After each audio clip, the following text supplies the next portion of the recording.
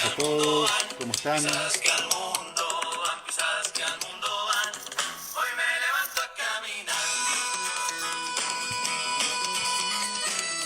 Vamos preparando el mate. Buen día. Hola Coca, ¿cómo estás? Soy la primera, ¿eh? Hola Hilda. Hoy tengo ganas de estar bien, lo he decidido, aunque no encuentre algún motivo para reír. Hoy tengo ganas de dar pruebas que estoy vivo. Hola Miguel, que debe estar ahí con vos, Coca.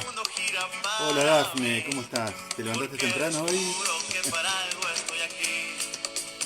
Muy bien, muy bien.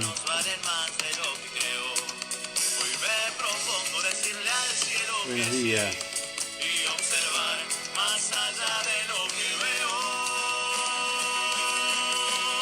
Hoy me levanto a caminar, hoy me levanto, porque corriste la piedra, hoy me levanto. Buen día Nora, ¿cómo Hoy me estás? levanto a caminar, hoy me levanto, porque tu mano me espera.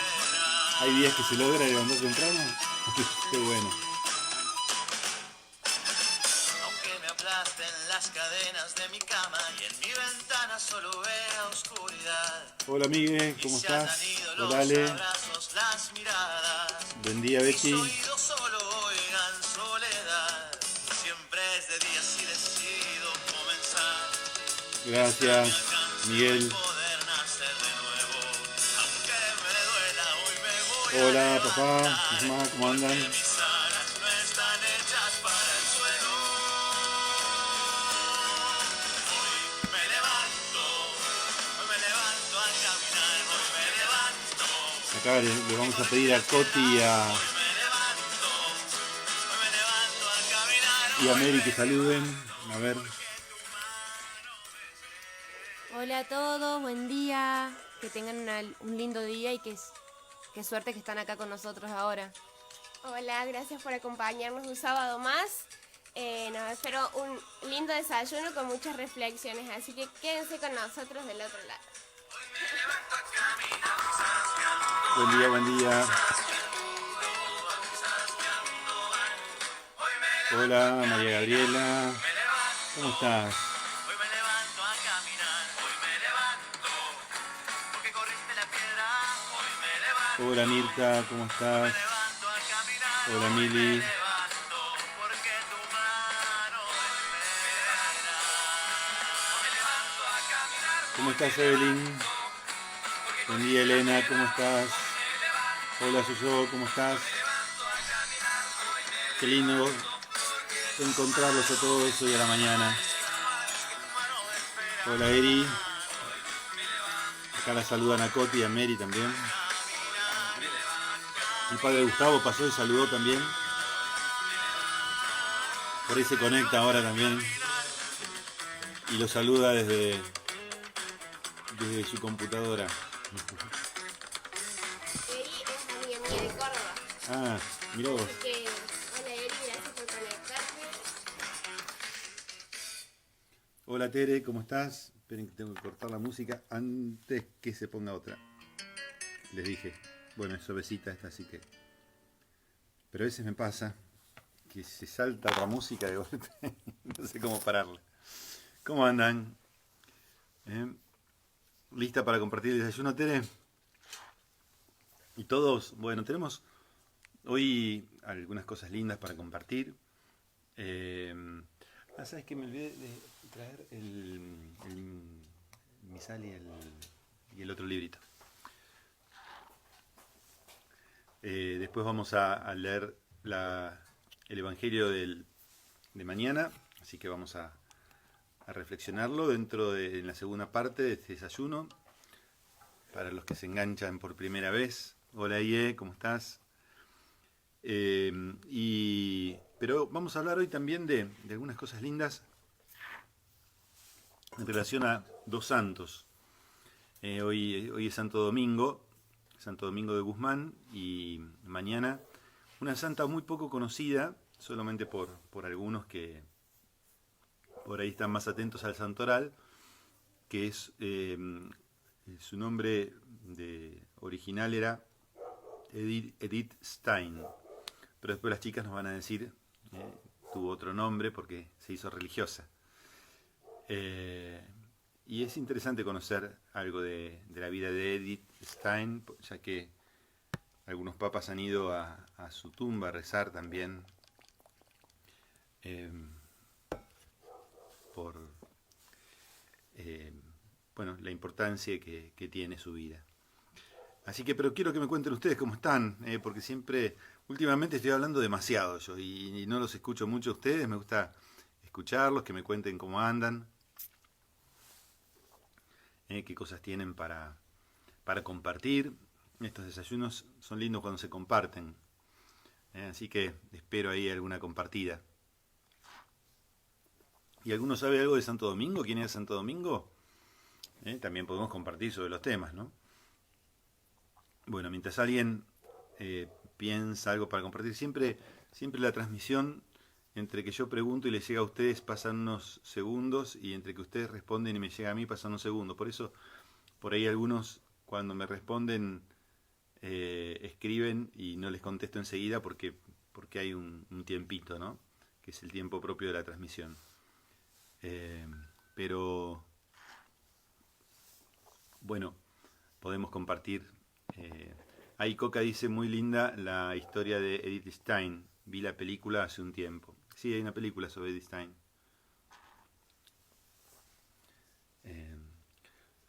Bueno, les decía, mañana es Edith Stein, así que vamos a dejar en segundo lugar. Hoy es Santo Domingo, así que le vamos a dar prioridad al santo del día. ¿Saben algo de Santo Domingo? A ver si alguno sabe. Bueno, acá las chicas saben mucho de Santo Domingo. Cotis dice que fue al colegio Santo Domingo, así que sabe bastante, que nos va a iluminar hoy. Y nos dice Eri que Santo Domingo fue el fundador de la Orden de los Predicadores, exactamente. Ella también fue conmigo. Eri fue conmigo al colegio Santo Domingo, así que también me puede ayudar ahí un poco. Ah, muy bien, con razón. Hola Graciela, ¿cómo estás? El saludo a las chicas también.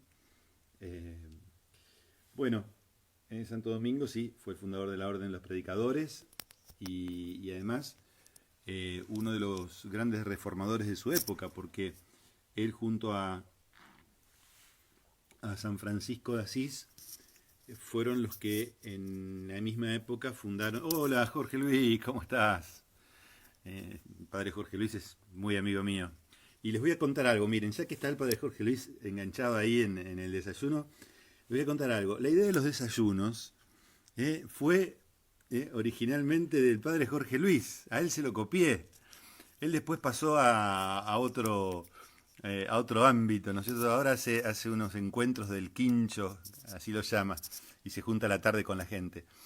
Y me dejó como herencia el desayuno, pero la primera vez que vi un desayuno así como estamos haciendo fue con el padre Jorge Luis, así que pueden agradecerle a él también. Algunos lo conocen porque él cada tanto viene a Bariloche, me viene a visitar, somos muy amigos.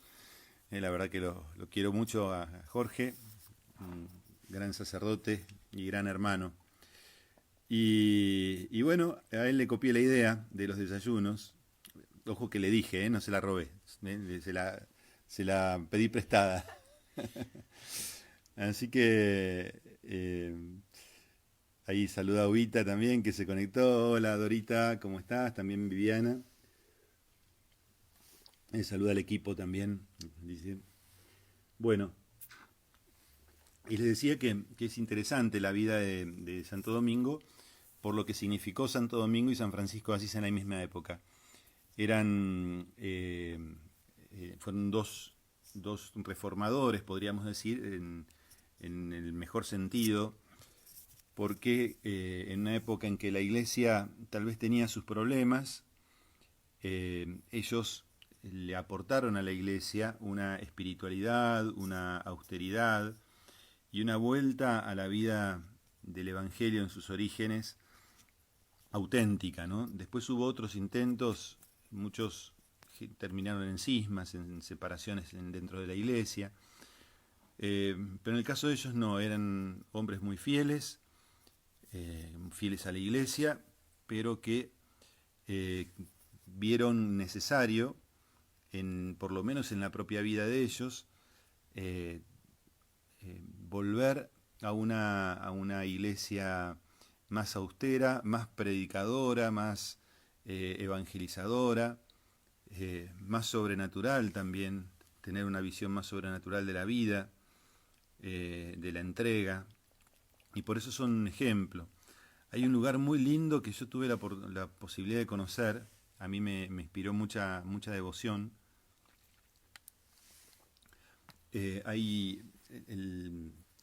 Los dominicos tienen su casa central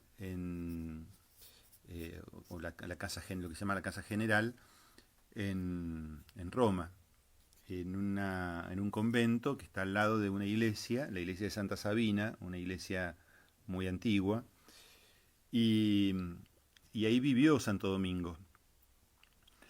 Y no solamente vivió Santo Domingo, sino que está la habitación, hoy convertida en capilla, donde vivía Santo Domingo y donde se encontró con San Francisco de Asís. San Francisco de Asís, en un viaje a Roma, se encontraron con Santo Domingo y estuvieron charlando juntos en esa habitación. Imagínense lo que debe haber sido la charla de estos dos santazos, ¿no?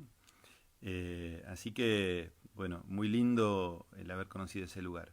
Pero bueno, vamos a pedirle a Coti que nos cuente un poquito algo más de Santo Domingo, mientras saludo a Vicky, que se conectó ahí, Dora.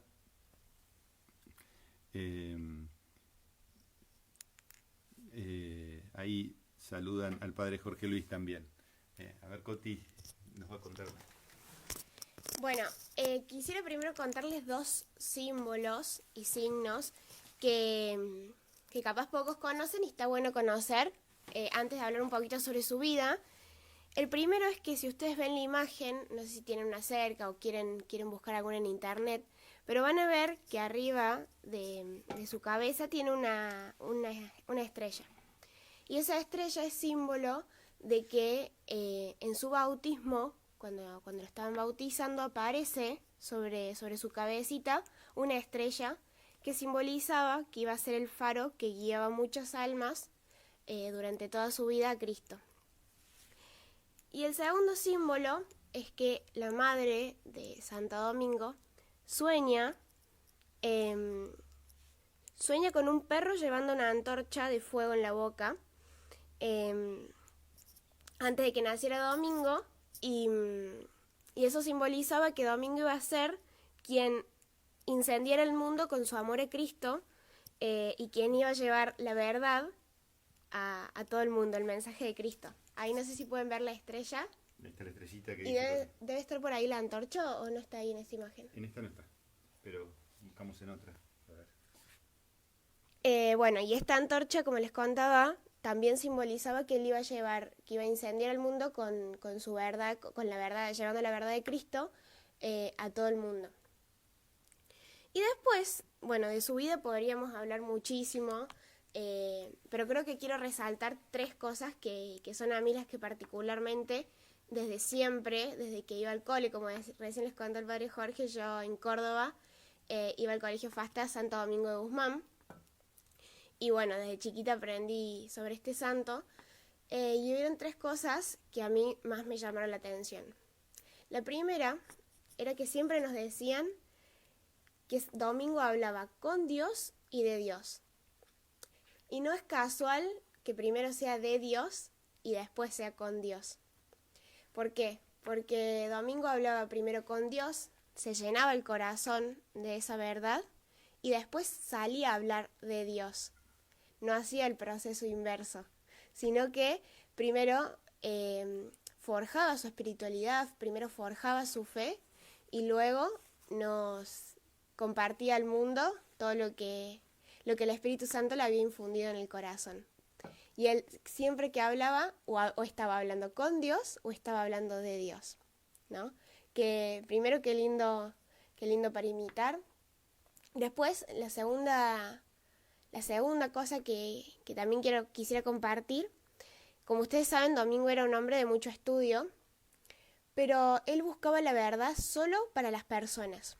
¿Qué significa esto? No es la verdad por la verdad, simplemente, sino para dar gloria a Dios, primero, y segundo, él se basaba en la verdad de las personas, ¿Por qué? Porque su predicación se basaba en la gente, en mirarlos, en escucharlos, en captar sus preocupaciones.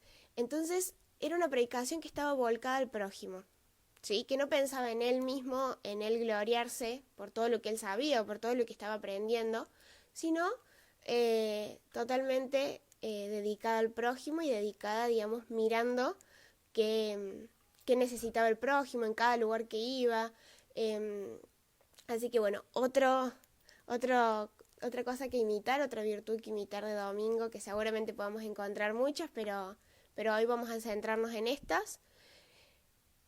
Bueno, también su alegría, también era reconocido como el santo de la alegría, que la verdad lograba transmitir eso, y no solo que lograba transmitir alegría, sino lograba transmitir una alegría que venía por ser hijos de Dios, que eso creo que es una gracia enorme poder transmitirlo, porque a veces muchos lo sentimos en el corazón, pero no logramos transmitir, y creo que también fue otro don que el Espíritu Santo infundió en su corazón, poder transmitir y poder evangelizar también con su alegría. Y por último, hay algo que todos tenemos hoy en nuestras manos, seguramente todos tenemos en nuestras casas, que es el rosario. Ustedes saben que la Virgen le regaló el rosario a Santo Domingo para que lo difundiera por el mundo. Así que hoy ese rosario que tienen ustedes en sus manos, en su casa, lo tienen gracias a Santo Domingo, que él se encargó de difundir. Primero la Virgen le pide que lo rece mucho. ¿Por qué?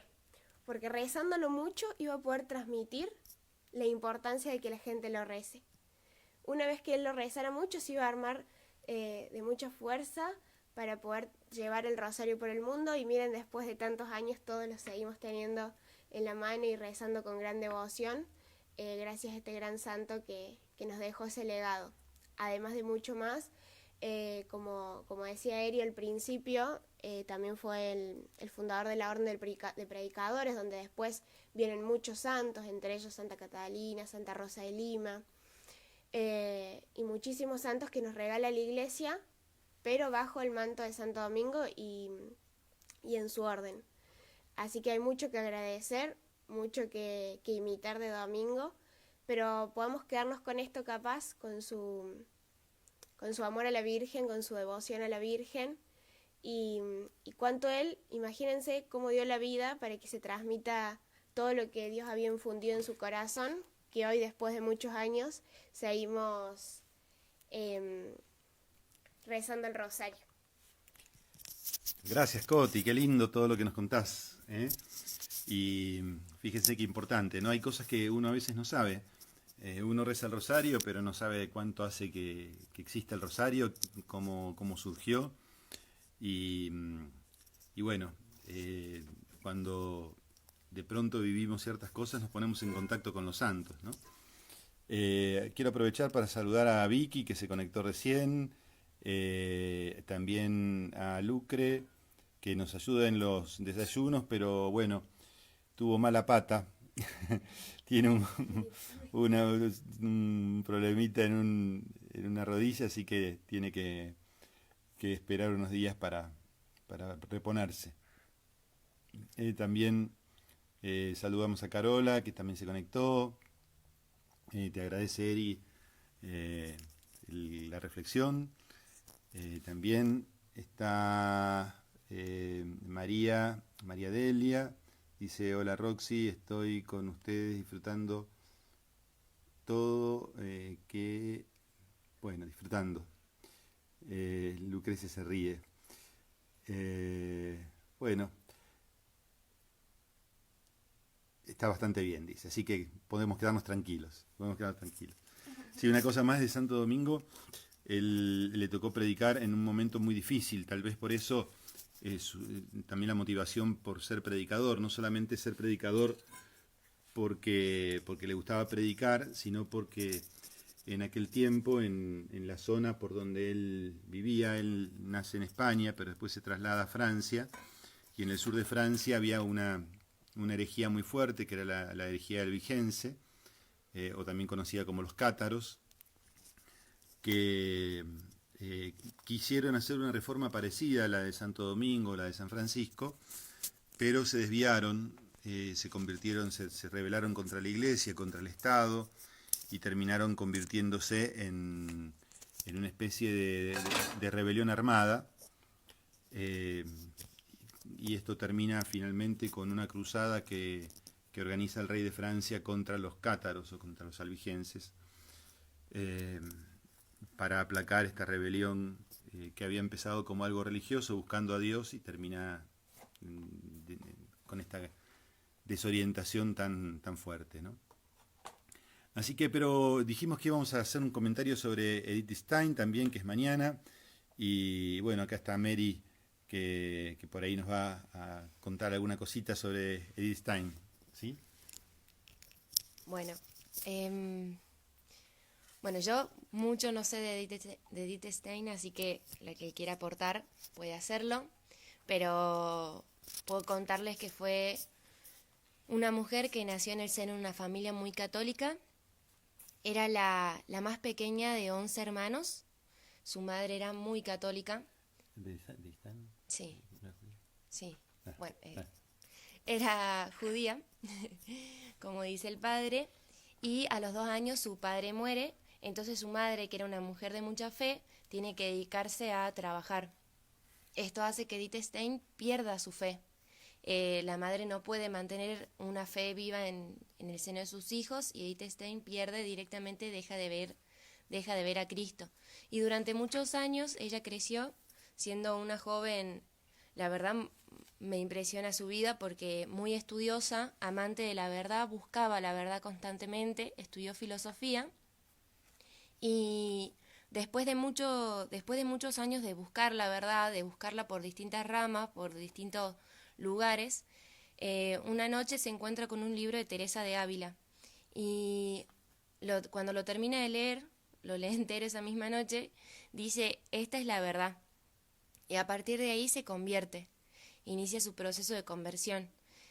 Es más, una vez ya convertida, vuelve a su casa y le dice: mamá, soy católica, y dice que las dos lloran, porque de la alegría, digamos. La madre era una mujer de mucha fe, pese a que había tenido que dejarla de lado por el trabajo y para mantener a su familia.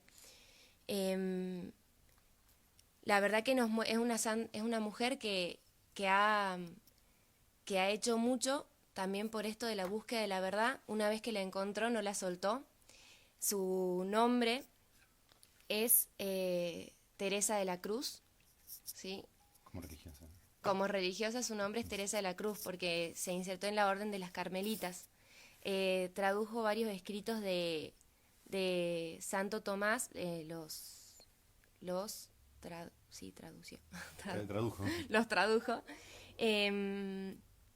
También llegó a escribir un libro ella, explicando sobre lo finito y lo infinito, ¿sí? Y no se logró publicar en su vida, pero después se logró publicar. Es una mujer que constantemente buscó la verdad y que usó su profesión para buscar la verdad. Y una vez que la encontró, se puso bajo la cruz y con ella se hizo predicadora de Cristo. Lo único que buscaba es que el mundo conozca a Cristo. Ella decía que quería que todos los que lo conozcan, la conozcan a ella, los quería traducir y los quería llevar a Dios, los quería conducir a Dios. Entonces es un ejemplo, es una santa muy actual, porque es una santa que estudia, que trabaja, que busca, que tiene mucha presencia en el mundo, pero que no la usa para cosas vanas, sino que realmente toma su cruz y lo sigue a Cristo. Bueno, también por ser judía, ella se encuentra, ante esto del nazismo, y es llevada no solo por judía, sino también por católica. Creo que también es condenada a esta muerte. Ella muere en las cámaras de gas junto a otra mujer, a otra carmelita que la acompañaba. Acá Coca aporta también que fue una judía conversa. Sí, Mary quiso decir eso al principio y Lo que pasa, recordó el padre. lo que pasa es que tiene un corazón tan cristiano, Mary, que le sale la palabra católico antes. Pero sí, era de una familia muy piadosa, judía, muy su apellido es bien judío. Eh, y a través de lo importante en ella fue su estudio de la filosofía, y fue discípula también de un filósofo muy famoso en su tiempo y todavía muy conocido, que se lo estudia, que se llamaba Husserl, y siempre muy apasionada así por la verdad, pero buscando la verdad llegó a la verdad con mayúscula, que es la verdad de Cristo, ¿no? Así que bueno, acá ahí aporta Coca, diciendo sí, que era una conversa. Claro, y entonces termina siendo apresada y un tiempo vivió en el campo de concentración hasta su muerte, hasta que fue martirizada. La canonizó Juan Pablo II, así que podríamos decir que es una santa bastante moderna. También me contaba Mary antes de que empezara la charla que había militado Edith Stein en el feminismo, ¿no? Sí. Hoy que está tan de moda escuchar los movimientos feministas, pero ella al final se da cuenta que esa postura era una postura más bien ideológica y vana, que no la llevaba a la verdad y al bien, y por eso también después deja de militar en el feminismo para seguir buscando lo que es el verdadero bien y la verdadera verdad. Yo creo que una síntesis que podemos hacer de estos dos santos, Santo Domingo que celebramos hoy y Santa, Edith Stein, que en realidad es Santa Teresa de la Cruz, es que la característica de los dos es la búsqueda de la verdad, ¿no? Y la búsqueda de la verdad siempre buscando la verdad con mayúscula, es decir, no como se dice hoy también, yo tengo mi verdad, vos tenés tu verdad, cada uno tiene su verdad, que ninguna es verdad, son opiniones solamente, ¿no? Cuando uno habla de la verdad, habla de algo que va más allá de lo que somos nosotros y nuestro pensamiento. Lo que tenemos que pensar cuando hablamos de la verdad es la adecuación de nuestro conocimiento a la realidad. Es decir, nosotros tenemos una capacidad de conocer, y esa capacidad de conocer que nos la da Dios y que está dentro de nuestra naturaleza, nos lleva a buscar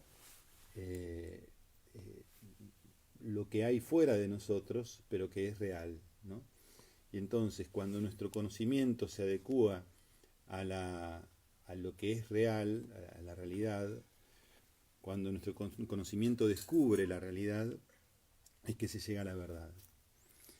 No es verdad, es decir, hoy vivimos en un mundo muy complicado, ¿no? Hoy se habla, por ejemplo, de la posverdad. ¿Y qué quiere decirse con esa palabra, la posverdad? En realidad la posverdad es la mentira encubierta o una verdad, entre comillas, falsa, inventada, pero que se busca imponer para que la gente lo crea, ¿no? Y de eso tenemos, podríamos hacer una lista larga de la posverdad, ¿no?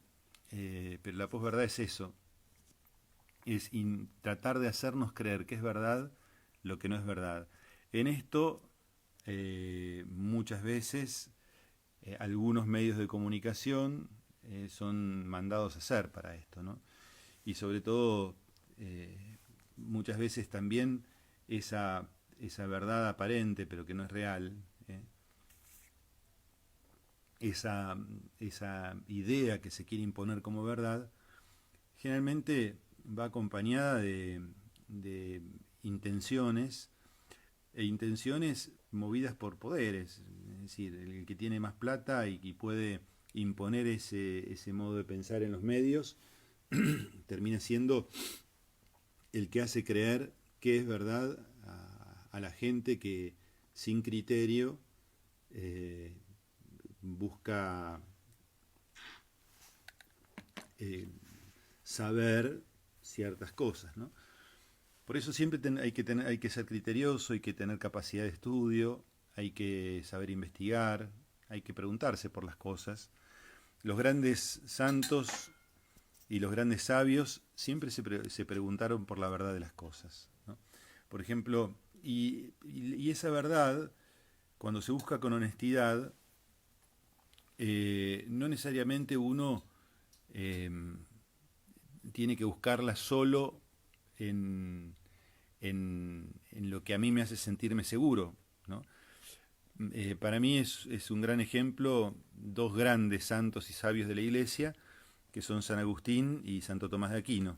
Tanto San Agustín como Santo Tomás, para profundizar en el misterio de Dios, buscaron también la sabiduría de otros pueblos. Por ejemplo, buscaron en la filosofía de Platón, de Aristóteles, para poder profundizar. También buscaron Santo Tomás en algunos sabios de origen judío, árabe judío, ¿no?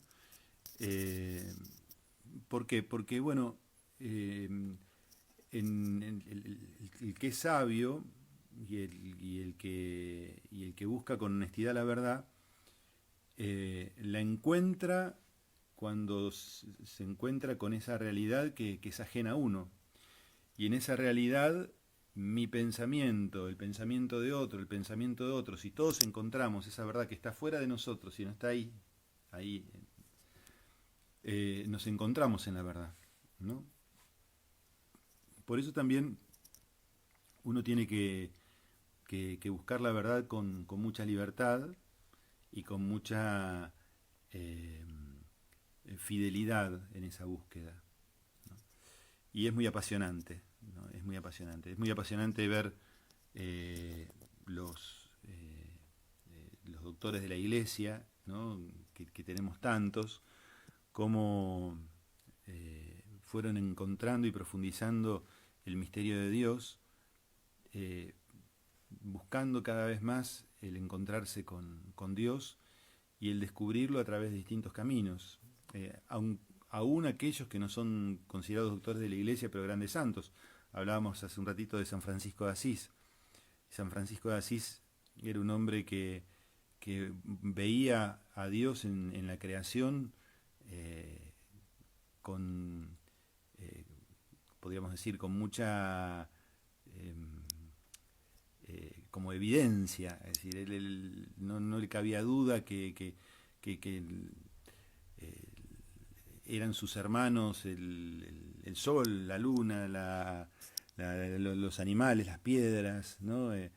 Porque Dios las había creado, y entonces en esa mirada de las cosas desde la creación, él podía encontrarse con Dios como creador y lo veía con mucha claridad a Dios en todas las cosas, ¿no? Qué lindo cuando podemos ver a Dios presente en nuestra vida, porque lo buscamos y no dejamos de buscarlo, y lo buscamos con entusiasmo y con fidelidad también. Así que bueno, acá tenemos estos dos santos que nos inspiran. Ahí mi padre dice: Santo Domingo junto a Santa Catalina de Siena acompañan a la imagen de la Virgen de Pompeya, claro que es la Virgen del Rosario. Por lo que nos decía Coti, están los dos al lado de la Virgen del Rosario. Leticia dice: ¿cuánto hay que aprender? Sí, qué lindo, ¿no? Lucrecia dice: hoy estamos en un mundo relativista. No nos animamos a jugarnos por la verdad.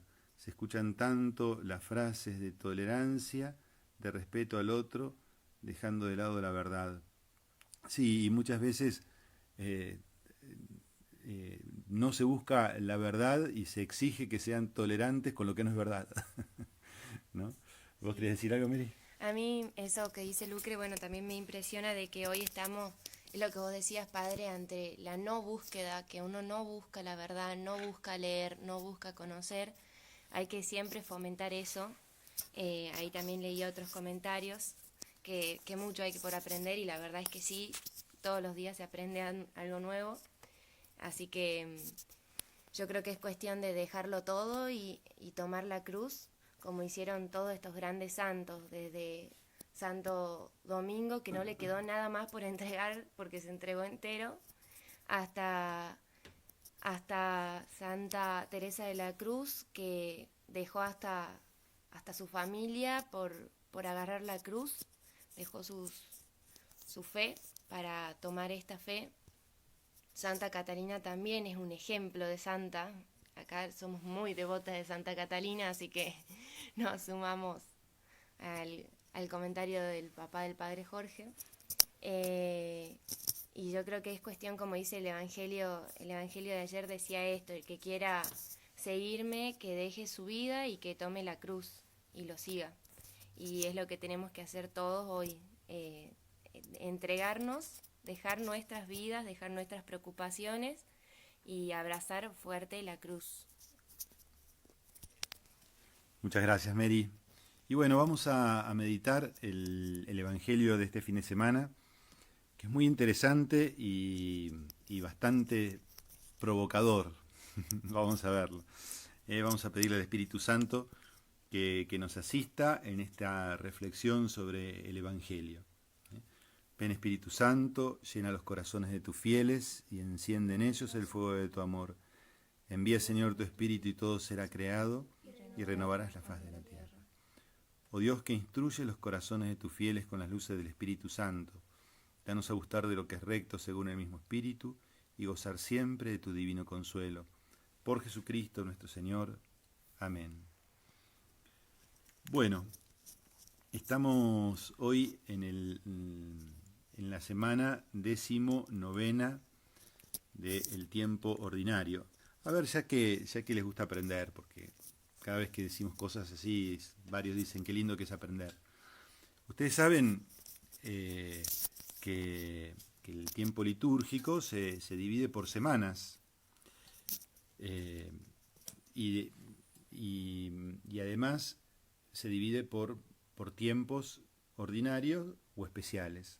El tiempo ordinario es el tiempo que ocupa la mayor parte del año, en donde uno va recorriendo la vida de Jesús, sobre todo en los textos de los evangelios. Después hay tiempos especiales, está el tiempo de Adviento y el tiempo de Navidad. El tiempo de Adviento es el tiempo de preparación para la Navidad, es como el tiempo de espera de la llegada del Mesías. Y después está el tiempo de Cuaresma y el tiempo de Pascua, que es el tiempo de preparación para la Pascua, que es el gran misterio de nuestra fe. El tiempo de Navidad también se prolonga varias semanas, y el tiempo de Pascua también se prolonga varias semanas.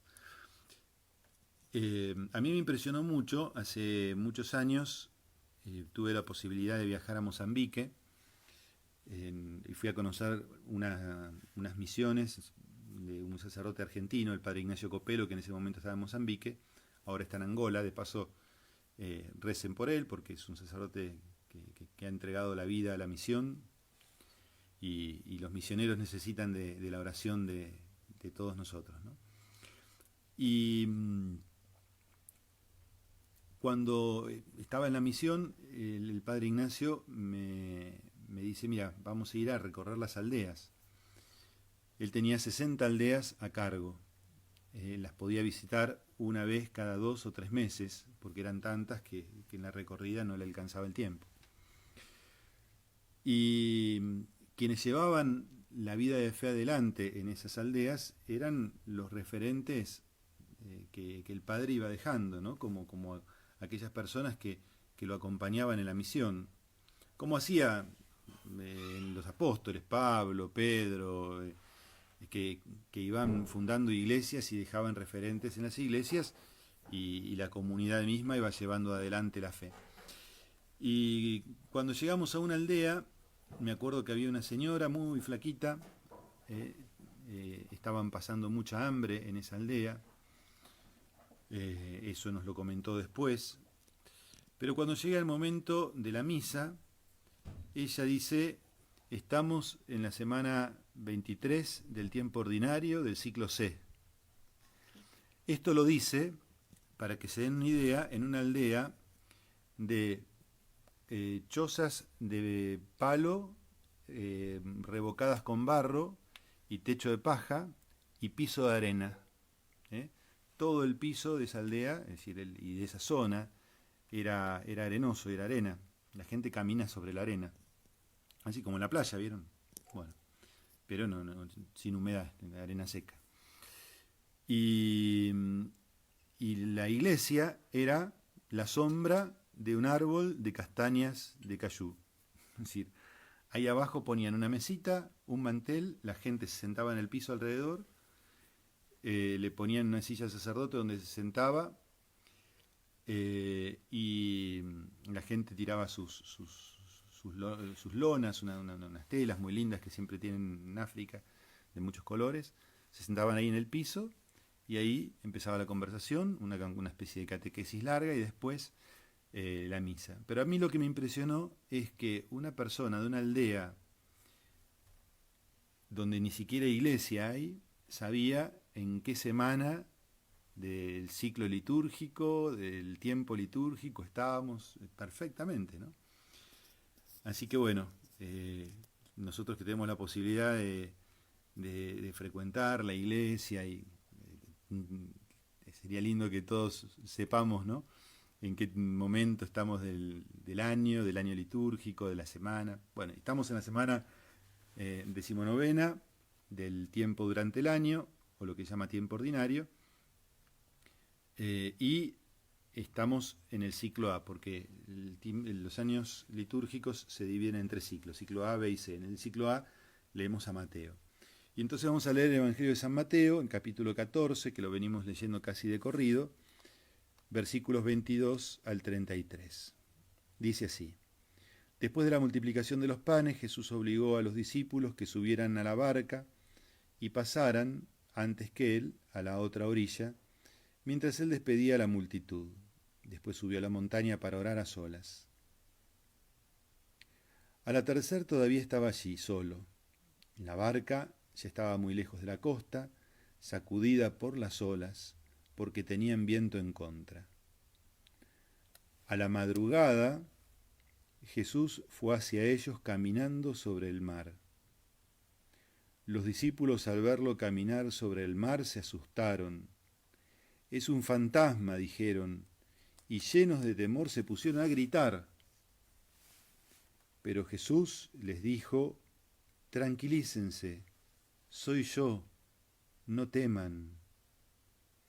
Entonces Pedro le respondió: «Señor, si eres tú, mándame ir a tu encuentro sobre el agua». «Ven», le dijo Jesús.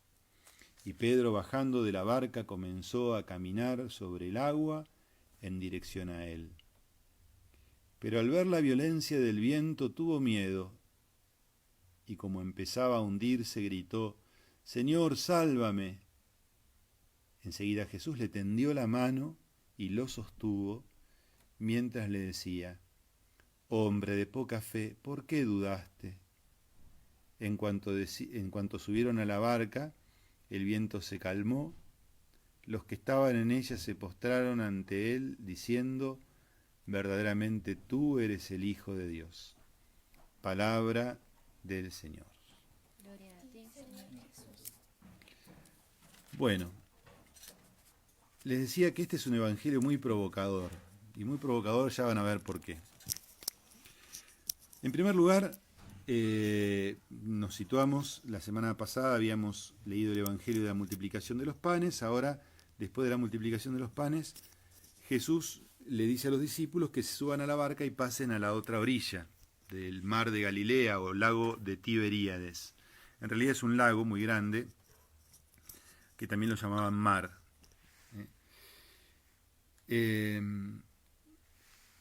Pasaron a la otra orilla, y mientras él despedía a la multitud y después subió a la montaña para orar a solas. El otro día, el día de la Virgen de las Nieves, hablamos un poquito sobre el tema de la montaña, ¿no?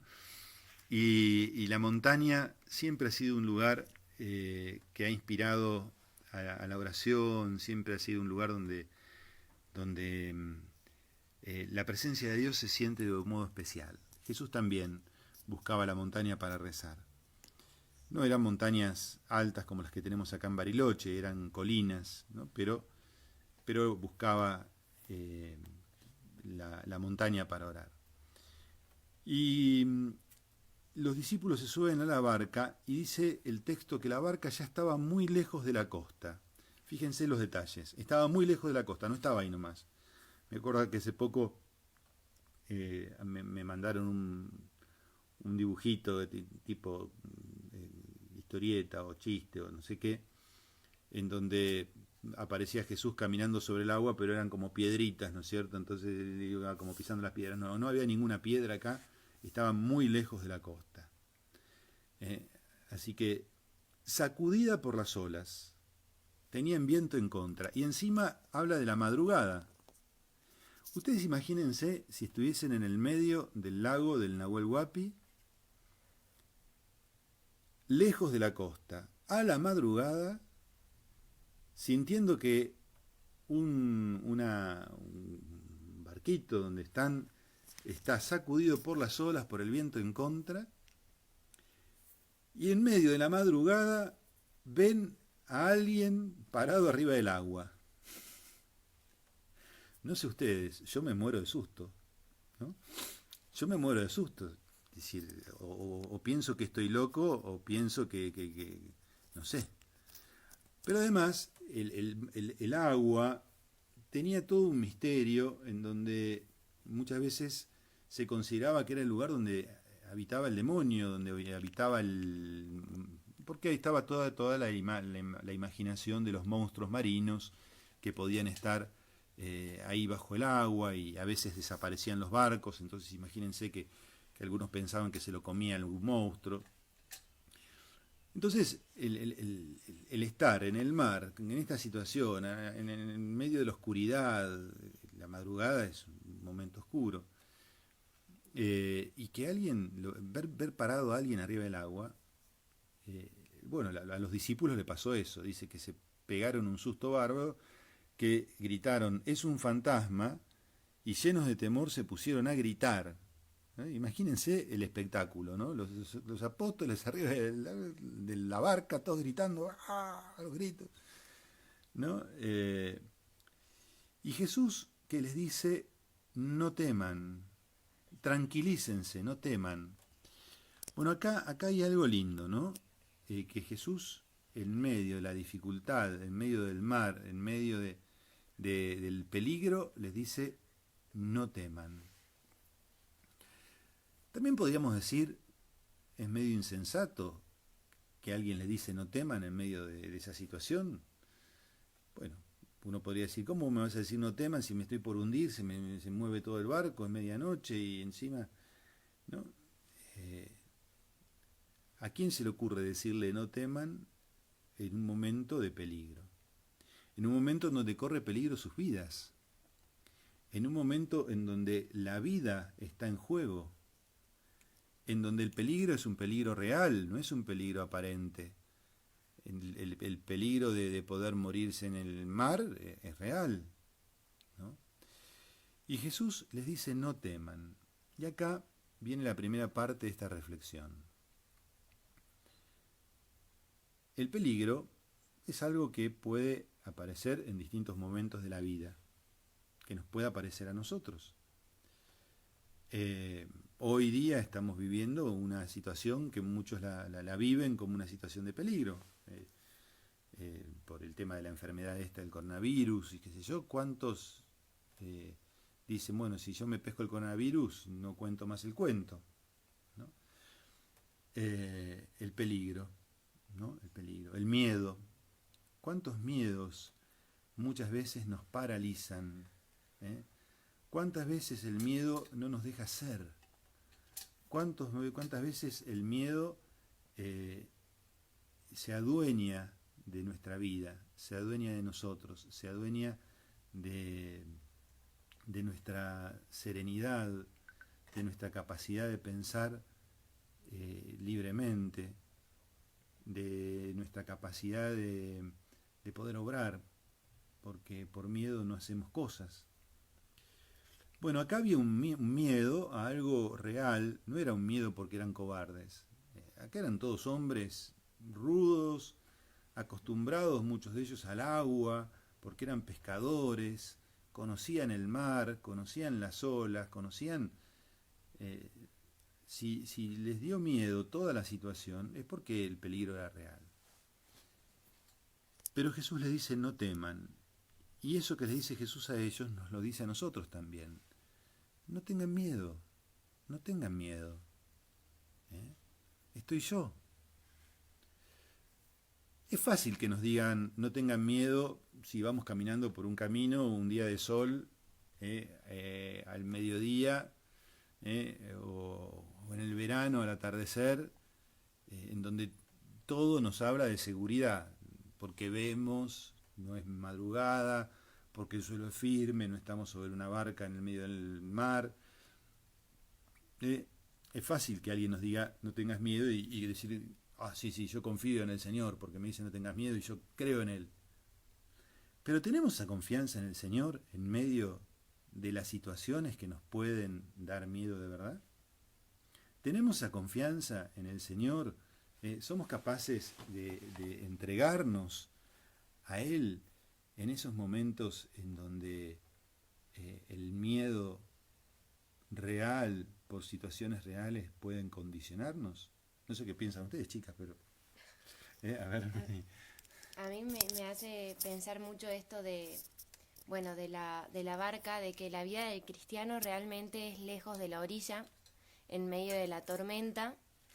Esa es la vida que nos toca a nosotras, la vida de esta lucha constante, de realmente querer permanecer en Cristo, pero el mundo hoy muchas veces no nos deja. También del querer mostrar a Cristo, que también es una dificultad enorme, pero esa es la vida del cristiano. Y yo imagino que hoy estamos todos lejos de la orilla. Hay muchas cosas, como decías vos, padre, como el coronavirus, o como problemas familiares, o enfermedades, o la misma muerte, que nos generan miedo, pero la fe es la que hace que nosotros volvamos a Cristo. Y me gusta pensar de que si Pedro no se hubiera hundido, Jesús no le hubiera tendido la mano. Entonces es normal para nosotros los cristianos que estamos en medio de esta lucha constante, hundirnos de vez en cuando, caer, tener miedo, pero eso es lo que nos lleva también y lo que lleva a que Dios nos tienda la mano. Y después de eso ya, solo queda agarrarle la mano y seguir para adelante. Bueno, acá ya Mary nos introduce en la segunda parte de la reflexión, que es qué pasó después de que Jesús dijo, no tengan miedo, ¿no? Lo que pasó fue que Pedro, tomando la iniciativa, él ya tenía ese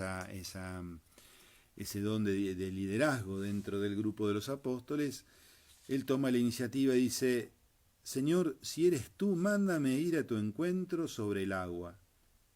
Jesús le dijo, ven. Por eso les decía, acá Pedro está también diciendo algo que nos sorprende, es medio insensato decir, es como ponerlo a prueba a Dios, decir, si sos vos, déjame ir sobre el agua caminando hacia vos. Pero veía que Jesús era el ejemplo, Jesús ya estaba sobre el agua parado. Entonces él dijo, si Jesús está parado en el agua, si yo voy hacia él, seguramente él va a saber cómo yo puedo permanecer de pie también en el agua. Entonces se baja de la barca, es decir, se baja de las seguridades humanas, lo único seguro ahí era estar arriba de la barca mientras que no se dé vuelta, ¿no? Es decir, él deja las seguridades humanas para poner su seguridad en Cristo. Y acá viene entonces la segunda parte de esta reflexión, que es, ¿somos capaces de abandonarnos a Cristo, de entregarnos a Cristo, dejando nuestras seguridades humanas? hay que pensarlo esto, ¿no? ¿Somos capaces de bajarnos de la barca? ¿Somos capaces de confiar de esa manera en Cristo? A veces queremos confiar en Cristo siempre y cuando estemos bien apoyaditos en todas las seguridades humanas. Ahora, si tenemos que confiar en Cristo dejando las seguridades humanas, ya nuestra fe, y ahí viene la segunda parte, ¿no? Nuestra fe está como la de Pedro en el segundo momento, porque empezó con fe Pedro. Pero después, al sentir que las seguridades humanas las había dejado, empezó a tener miedo, ¿no? Al ver la violencia del viento, dice, tuvo miedo y empezó a hundirse. Y gritó, Señor, sálvame. Es decir, empezó a aflojar la fe en Jesús de Pedro. ¿Y saben lo que yo pienso respecto de esto? Que para esto tenemos que tener una capacidad de tener visión sobrenatural de las cosas.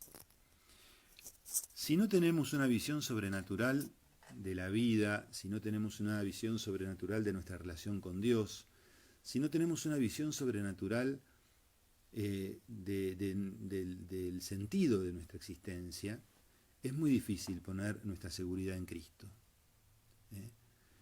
Y lamentablemente estamos en un mundo en donde no hay hoy día una mirada sobrenatural de las cosas.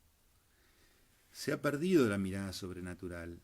Todo es una mirada natural, es decir, nosotros somos los que resolvemos las cosas, nosotros somos los que buscamos en qué apoyarnos, nosotros somos los que le resolvemos las cosas a los demás. Pero ¿cuánto nos entregamos a Jesús?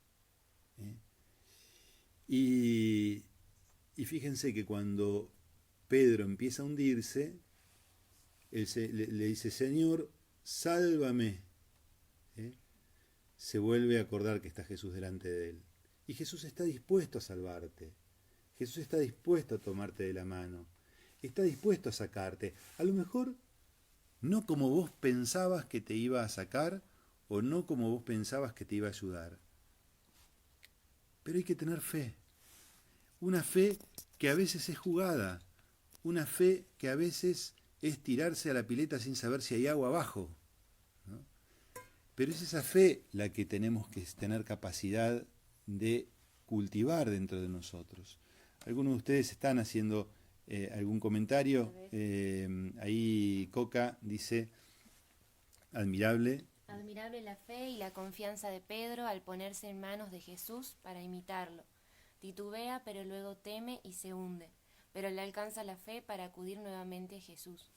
Es impresionante porque Pedro es como siempre testarudo, siempre comentando, siempre queriendo aportar algo, pero se nota que tenía un corazón enorme y realmente entregado y muy amante de Cristo. De ahí Ilva dice, cuando en las dificultades sacamos la mirada de Cristo nos hundimos. Eso es muy cierto, hay que tener cuidado.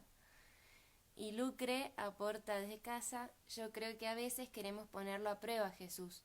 Y es tan clara la diferencia cuando uno se entrega por completo. Cuando uno se entrega por completo a la voluntad de Dios a cuando queremos manejar nosotros nuestra propia vida. Me hace acordar al cuento de la persona que colgaba de una soga de un precipicio y Dios le dice, soltate. Una vez que se suelta, el piso estaba cerca. Qué lindo, Lucre. Sí, tal cual, ¿no? Quisiera terminar esta reflexión con una última cosa que surge de este texto. Jesús le tiende la mano, lo sostuvo mientras le decía, hombre de poca fe, ¿por qué dudaste? Yo lo escuchaba, es decir, lo leía el texto y digo, pobre Pedro, porque él fue el que se animó a bajar de la barca, él fue el que se animó a caminar sobre el agua, ir hacia Jesús, Y bueno, le agarró el susto cuando vio que el viento y la violencia del viento, y tuvo miedo. Podríamos decir, tuvo un miedo lógico. Pedro se asusta por algo razonable. Sin embargo, Jesús le dice, hombre de poca fe, ¿por qué dudaste? ¿No? Y acá nos podríamos preguntar también, ¿cuál es el grado de fe que nos pide el Señor? Nos pide una fe así de compromiso, una fe blandita, una fe que podemos tener cuando los problemas no están cerca nuestro, o nos pide una fe grande, una fe inmensa, una fe que siga confiando en Él a pesar de que todo nos diga que no, ¿no? Había una canción que estoy tratando de acordarme, que cantábamos en misa cuando yo era chico, y decía, creo aunque todo se oculte a mi fe, creo aunque todo me dice que no, porque he basado mi vida en un Dios inmutable, en un Dios que no cambia, en un Dios que es amor. No sé si la recuerdan esa canción, era muy linda la música, lástima que no se cante de tan seguido. Voy a tratar de ver si la recupero acá para la parroquia. Pero decía, creo, aunque todo se oculte a mi fe, creo, aunque todo me dice que no, porque he basado mi fe en un Dios inmutable, en un Dios que no cambia, en un Dios que es amor. No, fíjense, esa es la fe que nos pide el Señor. Esa es la fe. Esa es la fe de los mártires. Esa es la fe de los santos. Esa es la fe de los que verdaderamente se han encontrado con Dios y lo han conocido. Esa es la fe de la tierra en donde cae la semilla y puede dar fruto, la tierra fértil. Al Señor no le alcanza con una fe como el terreno de espinas, que de pronto recibe a la semilla con gran alegría, la palabra con gran alegría, pero después es inconstante. No le alcanza la fe del terreno pedregoso, como lo escuchábamos, ¿se acuerdan? En las parábolas del reino, el capítulo 13, el capítulo anterior a este. El terreno pedregoso que recibe la fe, pero después las preocupaciones del mundo la dejan de lado. No, el Señor quiere una fe total, una fe absoluta. Cuando muchas veces se habla de la entrega, se habla del abandono, se habla de la pobreza, ¿no? Dejar todo y seguirlo. No habla a lo mejor de dejar tu casa donde vivís, o la ropa que tenés, o a lo mejor el auto que tenés. Fíjense, los apóstoles habían dejado la barca y lo habían seguido, pero hoy lo vemos de vuelta arriba de la barca a los apóstoles. Es decir, Jesús no le pidió que deje la barca para siempre, le dijo sígueme. Lo que les pidió es la fe. Después a la barca iban a volver a subir, es decir, no dejó la barca totalmente, ¿no? Muchas veces los vemos después, aún después de la resurrección, de vuelta estaban en la barca. Es decir, cuando les pidió que dejen todo, no estaba tanto el tema material en el medio, sino dejar todas tus seguridades, que Él sea tu única seguridad. Que tengamos una fe a toda prueba, una fe que a los ojos del mundo muchas veces parezca insensata, una fe que a los ojos del mundo sea cuestionable, que la gente te diga, bueno, pero no podés ser tan inocente de tener esa fe. Sí, puedo ser tan inocente y tener esa fe, porque mi fe no es en una cosa irreal, es en algo real, y lo más real de todo, que es Dios. No hay otra cosa más real que Dios. Y entonces en Dios puedo tener una fe más grande que cualquier cosa, ¿no? Pero a veces tenemos poquita fe. Si tuviésemos la fe del tamaño de un grano de mostaza, podríamos decirle a ese árbol de mora que se arranque de ahí, se plante en el mar, dice Jesús, y el árbol lo haría. Pero tenemos poquita fe. Tenemos más fe en nosotros que en Dios, más fe en las cosas de este mundo que en Dios, más fe en en las personas de este mundo que en Dios. Es verdad que tenemos que buscar la verdad y que tenemos que escuchar y tenemos que observar y tenemos que mirar. Pero también tenemos que escuchar a Dios y escucharlo con todo el corazón. Finalmente los apóstoles, el resto de los apóstoles que estaban en la barca y que ven toda esta situación con Pedro, de pronto dice, en cuanto subieron a la barca, el viento se calmó. Jesús también se subió a la barca. Y los que estaban en ella se postraron delante de Jesús y le dijeron, verdaderamente tú eres el Hijo de Dios. Vemos una profesión de fe acá que es grande, ¿no? Es decir, tú eres el Hijo de Dios. No dicen tú eres un maestro, tú eres el Mesías, tú eres el Hijo de Dios. Es decir, están reconociendo la divinidad de Cristo. Bueno, ya nos pasamos 5 minutos. No sé si las chicas querían decir algo para...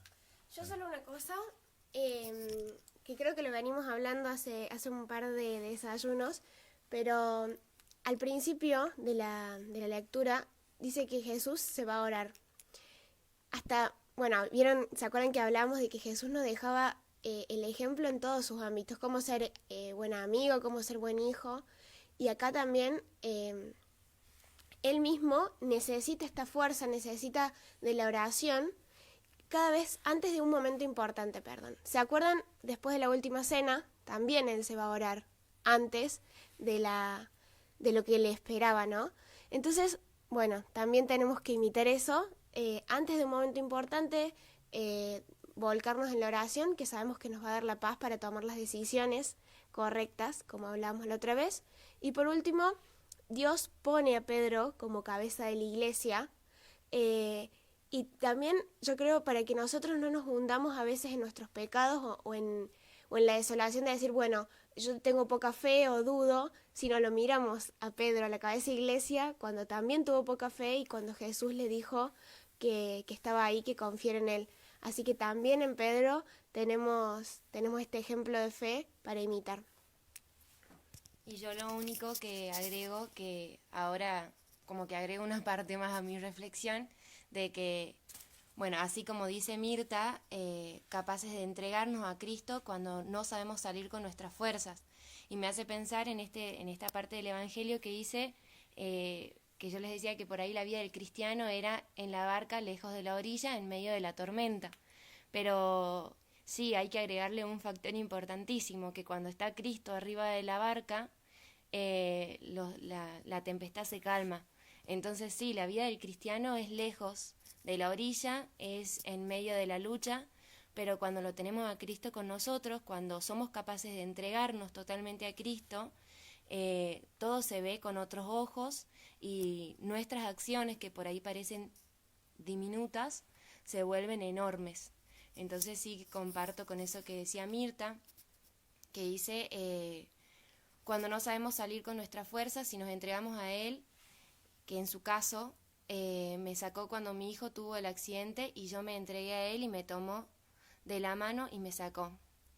Es así, Mirta, totalmente.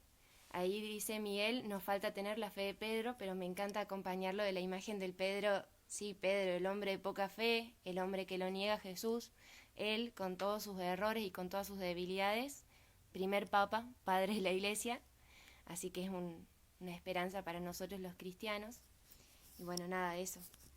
Me gustaría terminar este desayuno con una canción del padre Cristóbal Fones, que está basada en las palabras de Pedro, cuando después de la otra multiplicación de los panes todos lo dejan a Jesús, y quedan solamente los apóstoles, y Jesús le dice, ustedes también me van a dejar, y Pedro le dice, Señor, ¿a quién iremos? Tú solo tienes palabras de vida eterna. Así que los invito a escuchar esta canción para terminar este desayuno y pensar en Jesús y pensar en nuestra fe entregada, nuestra fe confiada. Bueno, y gracias a todos por acompañarnos en este desayuno, que siempre es tan lindo compartir.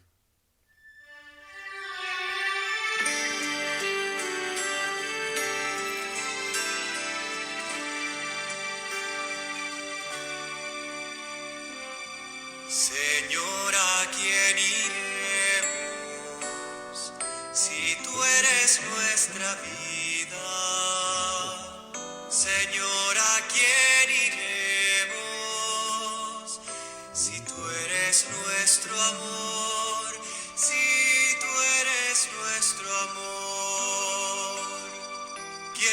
como tú conoce lo insondable de nuestro corazón. A quien como a ti le pesan nuestros dolores, nuestros errores. ¿Quién podría amar como tú nuestra carne débil, nuestro barro frágil? Señor, ¿a quién iremos si tú eres nuestra vida? Señor, ¿a quién iremos si tú eres nuestro amor? Si tú eres nuestro amor. ¿Quién como tú confía en la mecha que humea en nuestro interior? ¿Quién como tú sostiene nuestra esperanza malherida y nuestros anhelos insaciables? ¿Quién como tú espera nuestro sí de amor? Señor, ¿a quién iré? Les invito a que acompañemos de nuestra casa la canción. Nuestra vida. Señor, ¿a quién iremos si tú eres nuestro amor? Si tú eres nuestro amor.